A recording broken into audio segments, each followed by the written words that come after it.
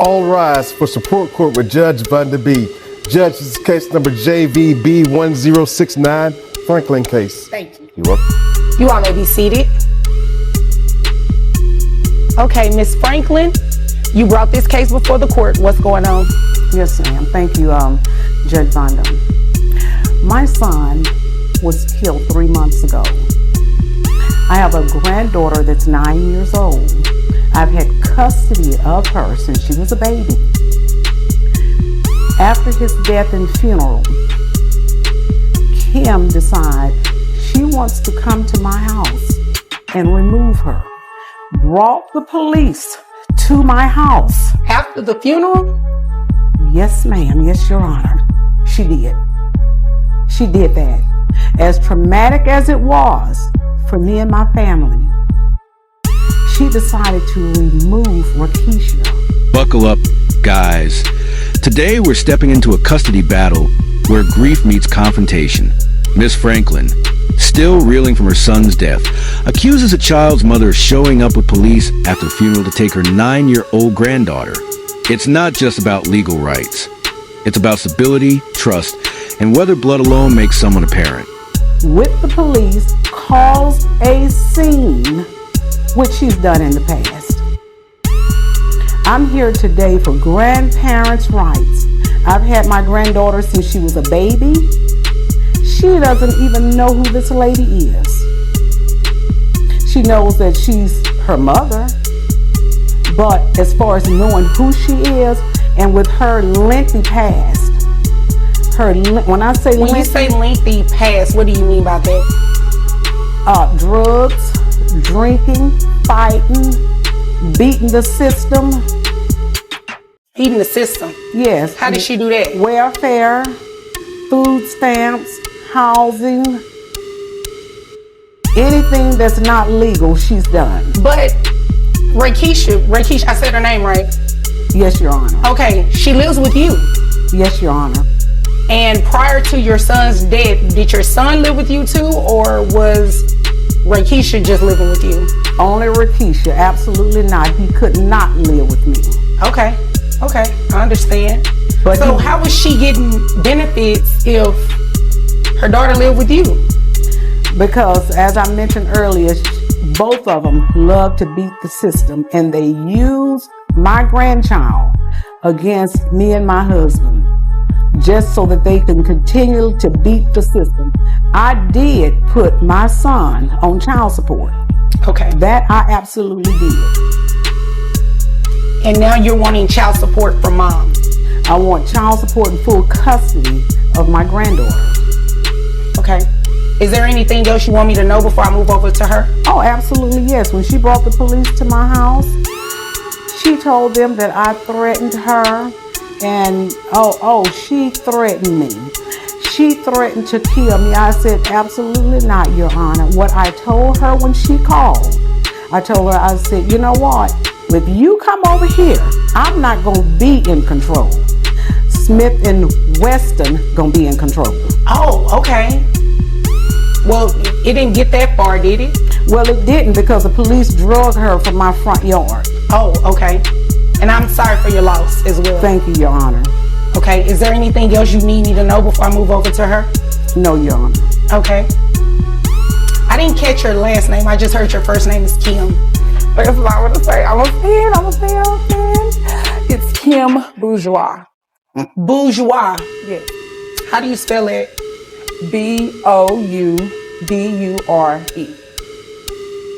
Oh, okay. Is that French? Yes.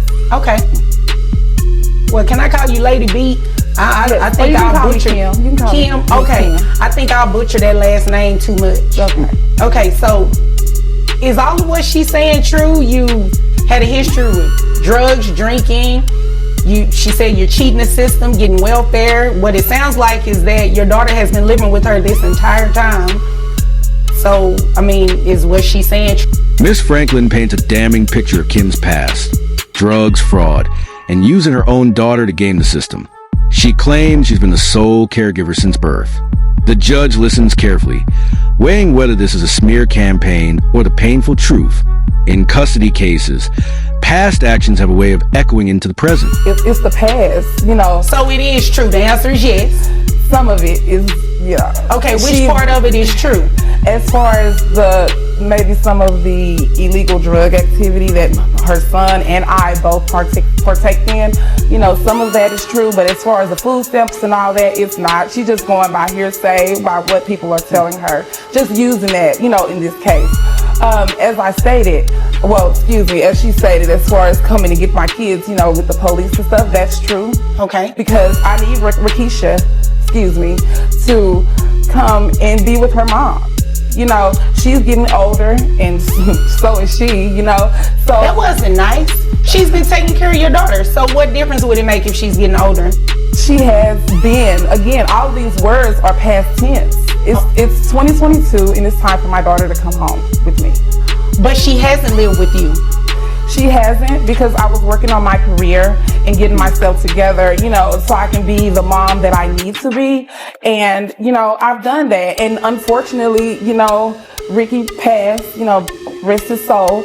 And it's time for my daughter to come home with her mother. Okay. I'm not the woman that I used to be, Your Honor. All right. But you are still the woman she doesn't know, your daughter, right? Well, actually, and she doesn't know that, I've been talking to Rakisha for about 4 or 5 months now. Talking to her about what? Talking to her, letting her know, you know, that first of all, reaching out, letting her know that it's unfortunate that our dad passed, and letting her know that I want us to get our relationship together. I want to be the nurturing mother that, you know, that she needs. Okay, so as of right now, you're a stranger, right? I wouldn't necessarily say strangers. Well, it's not necessarily what you want to say, it's what the facts say. You're a stranger to this child that you came and attempted to remove from her caretaker, right? She's been taking care of her, yes, and I commend her for that, but my daughter needs to be with her mother. All right, but you do understand that your daughter needs to be in an environment that's stable, where she is familiar with the person that is taking care of her. Okay, she has to get familiar with her. I am working. I, make good. Kim admits to past drug use, but says she's turned her life around, building a career and wanting her daughter back. The judge, unmoved, points out the child barely knows her. Years of absence have created a gap no quick reunion can bridge. The tension shifts from emotional pleas to a cold evaluation of the child's best interest. Talk about that. Totally out the picture. Let's talk about that. How much money do you make? About $70,000. $70,000. How much? You say insurance as well? Yes, I pay $170 a month. All right. How much of that have you given to grandmother? And it's not a hard question if you've actually done anything. I mean, well, I can say none then. Let's just, be done with it. None. So you make all of this money and you haven't given grandmother anything for your daughter? Well, her dad has been taking her the child support and everything up until this point. Right, but what were you doing? I was paying insurance. Okay. So you were paying the insurance. Yeah. The daughter living with someone else. Well, she the one wanted to raise her. But ma'am, it is your daughter. It's my daughter. I paid the insurance. She wanted to raise, but the dad did the child support. We all just did our part. You obviously came here to waste my time. Not really. I mean, it sounds like it. It sounds like you're trying to evade the obligation of paying child support or paying any type of financial support for this child because you want to do what you want to do. Insurance is not sufficient, ma'am. Grandmother can pay insurance if she needed to, but she hasn't. Well, she can't do it without a modification to your court order. That's the reason she's here. Okay, so can my daughter go home with... Details of police at the funeral in Kim's volatile Smith & Wesson remark resurface, casting doubt on her stability. The judge asks a simple question: how much has Kim given to support her daughter? The answer: none. It's not a matter of inability, but unwillingness. And that weighs heavily in the court's decision-making. She cannot. She is going to stay and remain with the person who's always taking care of her. You haven't said anything different to support that grandmother has not been doing the job you should have been doing. So what we're going to do is, based on your own testimony, and I believe you told the truth, I did. $70,000 a year, and that's giving you credit with the $170 health insurance. Your gross is $5,663. That brings your net to $4,613. You have one child, correct? Yes. Okay. All right, 20% of that brings your monthly child support obligation to $923. And as I stated, you are still to maintain the health insurance. That's over $1,000. And no, it's not. It's under $1,000. So 9 something plus the 170? No, you got credit. The 170 was given in your gross. So you got credit for that. $923 a month. It's what's fair. It's what's in the best interest of your daughter. The judge delivers a reality check. Kim is a stranger to her own daughter. Rehabilitation is commendable, but parenting isn't a switch you flip on. The court keeps custody with grandma, prioritizing the child's emotional security over biological claims. Stability, not sentiment, tips the scales in family court. Remain with her grandmother. Okay, so... Okay. Anything else? You had a question? I'm just going to keep it to myself. Oh, okay. You might want to do that, especially if it was something inappropriate.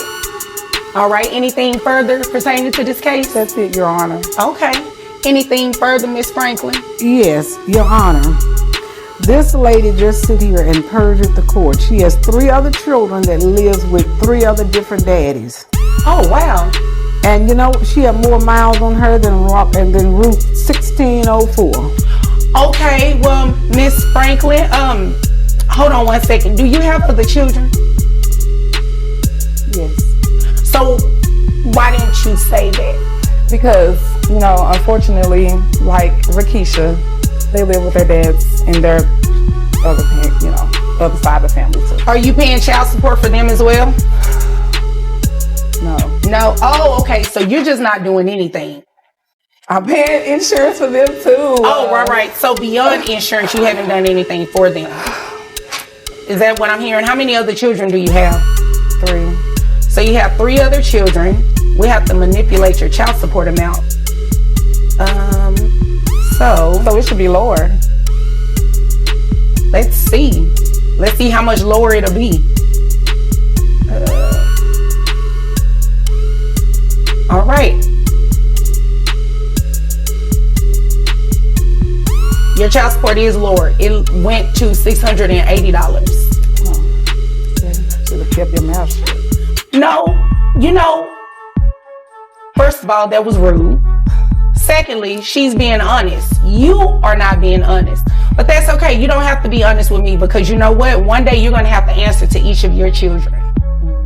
And that is going to be your battle to fight with them. Well, at least they'll know I took care of them by paying their insurance. Oh, okay. And they'll also know you're a stranger. If there's nothing further, you all are dismissed. Thank you, Your Honor. You're welcome. Thank you, Your Honor.